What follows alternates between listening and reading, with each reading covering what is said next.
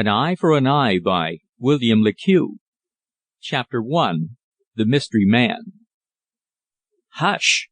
Think if you were overheard! Well, my dear fellow, I can only assert what's true, I said. I really can't believe it, observed my companion, shaking his head doubtfully. But I'm absolutely satisfied, I answered. The two affairs, mysterious as they are more closely connected than we imagine. I thought I had convinced you by my arguments. A revelation will be made some day, and it will be a startling one, depend upon it.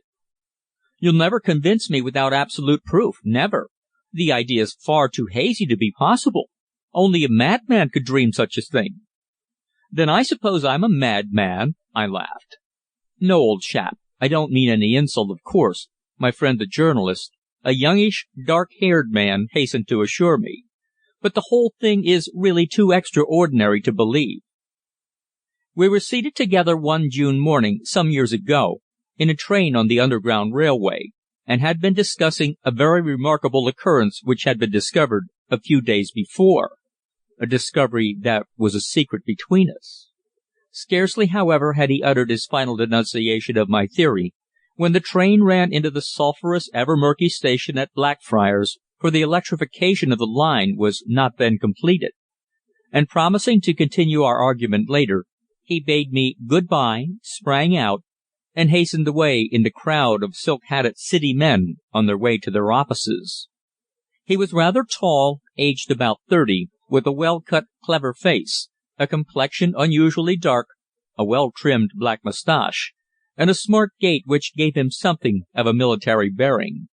Yet his cravat was habitually tied with carelessness, and he usually wore a light overcoat, except through the month of August.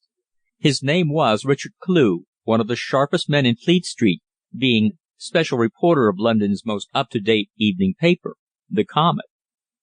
When alone, I sat back in the ill-lit railway carriage, and, during my short journey to Cannon Street, reflected deeply. The affair was, as he had said, absolutely bewildering. Indeed, this chain of curious facts, this romance of love and devotion, of guile, intrigue, and of the cardinal sins which it is my intention to here record, proved one of the strangest that has ever occurred in our giant London. It was an absolute mystery. Readers of newspapers know well the many strange stories told in courts of justice, or unearthed by the untiring liner and the reporter who is a specialist in the discovery of crime. Yet when we walk the streets of our metropolis, when the fevered crowd jostles in the mad race of life, there is more romance around. Sample complete. Ready to continue?